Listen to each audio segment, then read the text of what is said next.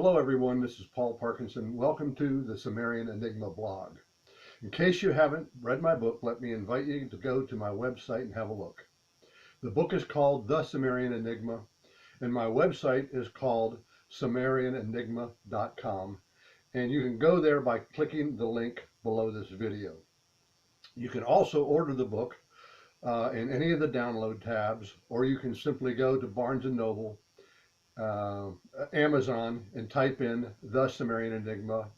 Actually, all you have to do is type in Sumerian Enigma and my book will pop up, will be number one. Let me remind you how this blog works.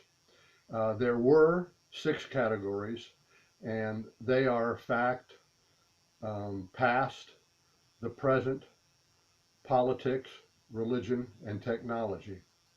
And then in the last blog, I asked that if any of you gals and guys out there thought there were too many categories and wanted one removed, or add a category, that we would consider it. And we've added a category, and it's called cigars. Now granted, there's only 9 emails on that, but since this is my video and this is my blog, I decided to add it. For your non-aficionados out there, let me just say that I won't blog about this until I have more questions, and I'll try to make it interesting, and I need a lot more questions to come in on cigars. Now on to this month's categories, and it's about facts. The questions seem to fall into 2 categories. They are, what about this book is true? And what about the Sumerians are true? And they seem to be the same question, but if you look at the emails that came in, it's actually 2 different questions. It seems that several of you have researched the places that I wrote about, and all the public places that I wrote about are indeed true, right down to the museum display in the Topkapi Museum. Other places that were private are also real, but what I did is I changed the names of those private places, except for one, and that was Shades of Havana.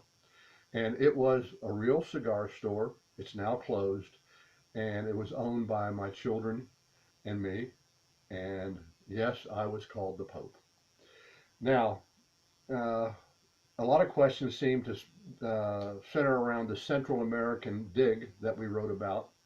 That's the one where Juan Armento Camacho and Cynthia Williams, I think it's Cynthia Irwin Williams, and Marshall Payne of Texas A&M, they are all absolutely true. All you have to do is type the names into the internet and the story will come up. What's not true about that is when I introduced the 4th phase of that, and that's when John Lewis came into the picture, and that was totally made up.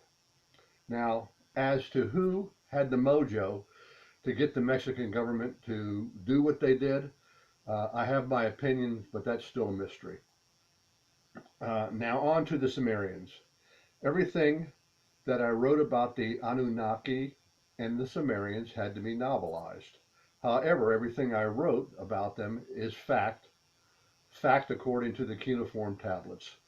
And there's one exception, which I noted in the foreword of the book. In chapter 7, I placed Ziusudra in Central America. He was also identified as Quetzalcoatl, and this is false. Although the Anunnaki were in the Americas, Quetzalcoatl was in fact Ningishzida, another son of Enki, or Edward, as a matter of fact, a very important son. Probably will show up in book 2 again, I don't know. All the things that I wrote about the first about Sumeria is also true, every one of them. There are also probably another 100 that I didn't even bother to mention.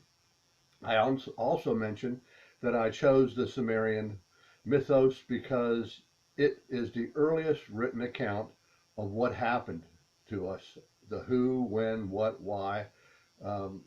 and it's sort of an important document. As I said in the last blog, the Sumerian Enigma, I'm sorry, the Sumerian civilization was perfect. And if that wasn't enough, they actually had a perfect model of our solar system, and that's something that we did, our scientists didn't have until the 1930s when Pluto was discovered.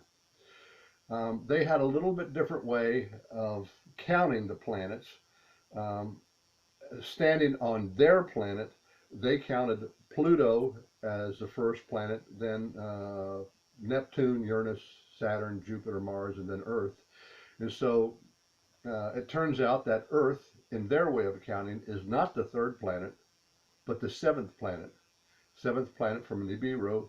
However, it's the third planet from the sun. And I suspect that's where we got our 7-day week.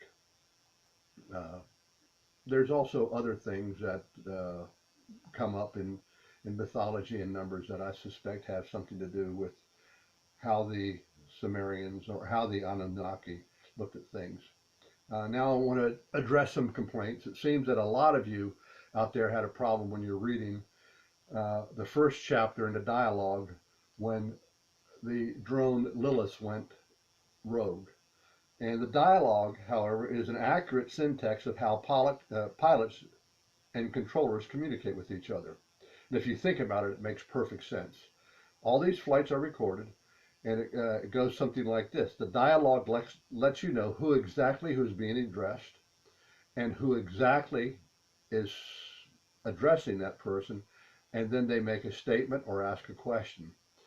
The person that wants to speak first identifies who they are addressing, and it goes something like this. MC, pilot, I've got a tickle from an unidentified radar source. The response uses the exact same syntax so that they understand the statement. And it goes, pilot, MC, understand you're being tickled by an unidentified radar source. It's a little bulky, but that's how it is. Anyway, that's it for this blog. If you have any questions about the book, please go to my website, SumerianEnigma.com, and go to the comment category, comment tab, sorry, and folks, keep those cards and letters coming.